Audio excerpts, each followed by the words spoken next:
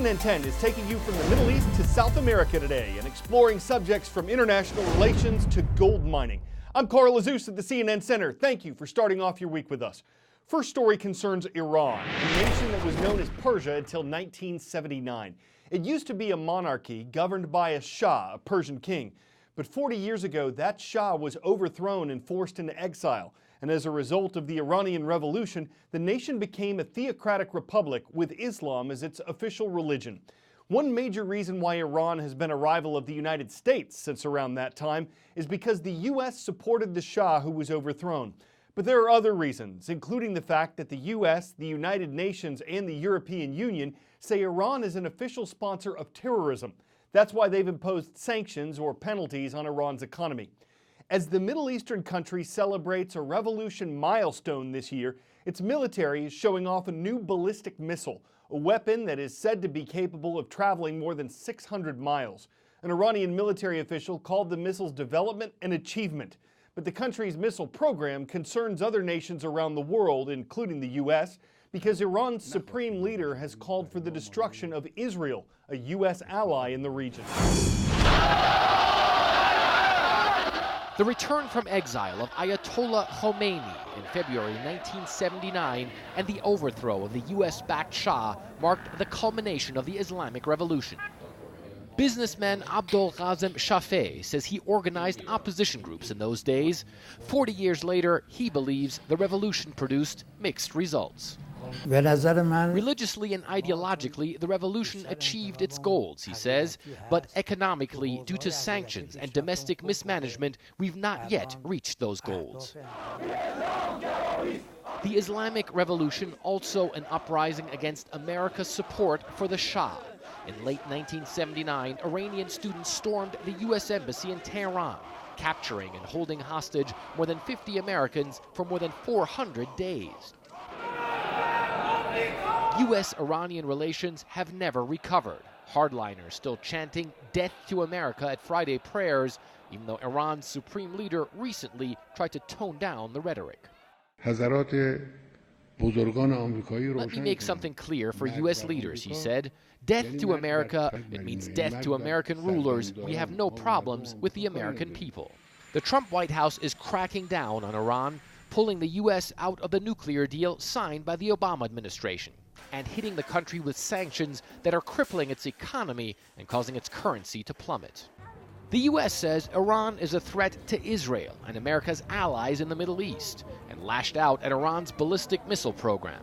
Iran's answer, a defense expo praising the rockets.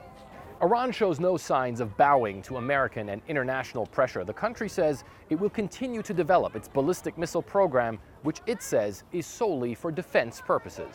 For the first time, Iran recently released video of one of its underground missile assembly facilities.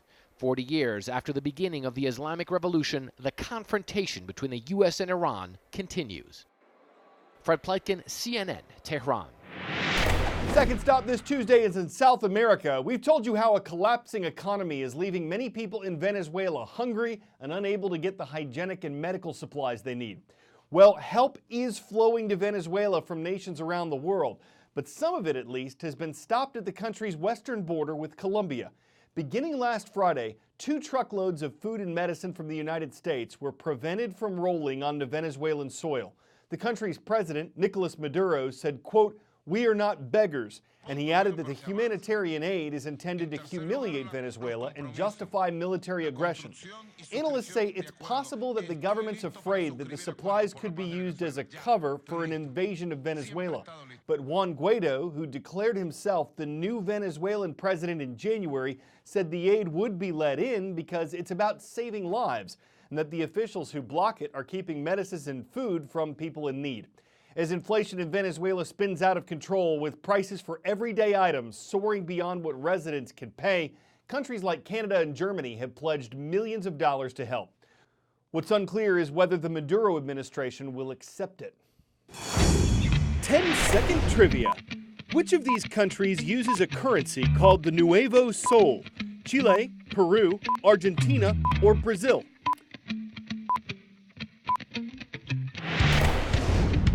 The Nuevo Sol is the currency of the South American nation of Peru.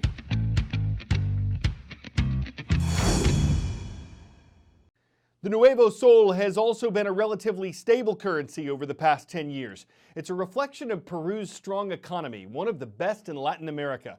But though the country's poverty rate has decreased substantially, it's still around 22%, meaning over a fifth of the nation's 31 million people live below the poverty line. That's part of the reason why illegal gold mining has skyrocketed. Peru is a major producer of gold, and a lot of the mining there is allowed by the government. But the kind that's not allowed takes only a few hours for someone to learn how to do. It can bring them cash quickly. It's made gold Peru's most valuable illegal export, and the rainforest is paying the price. Their illicit two-wheel taxi service is known as Los Tigres. My driver, one of the thousands of young men who have come from all over Peru, lured by an operation that could net $100 a day or get them killed. We ride for 20 minutes before the lush green begins to thin. The jungle floor turns to sand. A half mile further, and the rainforest is gone. It's like we've entered a completely different ecosystem. From jungle to desert in a matter of feet.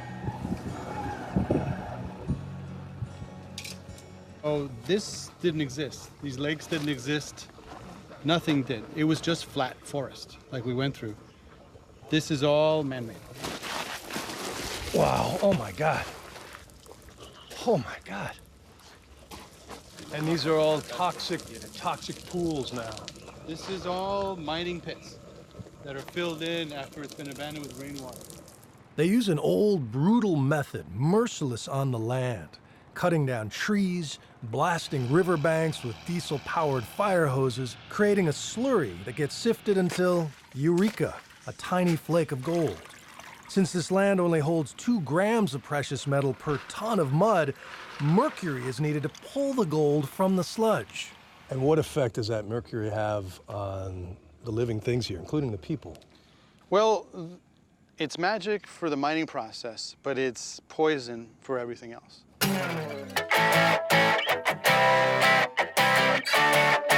The Kentucky Derby is said to be the oldest continuously held major sporting event in the U.S. The first race was run in 1875. For the second oldest sporting event, you have to trade in your horse for a dog. CNN recently visited the Westminster Kennel Club Dog Show, which started over the weekend in New York City. Every February, the dogs descend upon Manhattan, and it's for the 142nd annual Westminster Kennel Club Dog Show. We have over 3,200 dogs coming this year. This is the Meet the Breeds. His name is Teddy. This is Papa Chew Davos. It's just a fun time, you know, just to get out and teach people about the breed. And we really like learning about different breeds of dogs. We have a boxer kissing booth, because why not? There you go. You have the 5th annual Masters Agility Championship going on. This is my first time ever been there. Go, go, go, go, go. I've been watching them on TV, and it's just so exciting to see them in person. This show is the second longest continuously held sporting event in the United States. And the reason it's been able to maintain that is the fact that it's about dogs. I mean, man's best friend. What can't you not like about him? So who will win Best in Show? Will a Doberman pinch the lead? Will judges be brought to their Pyrenees? Are spotted dogs worth a Dalmatian, or does it take a toy to Chihuahua walk away with victory? You can greyhound us about this all you want, but if you're wondering why or aren't we telling you, it's because results haven't been pointed out yet. Those will be settled on Tuesday. Just didn't want you to think we were being malamute on the subject. I'm Corgil Azus, and we'll spring her back with more for you tomorrow.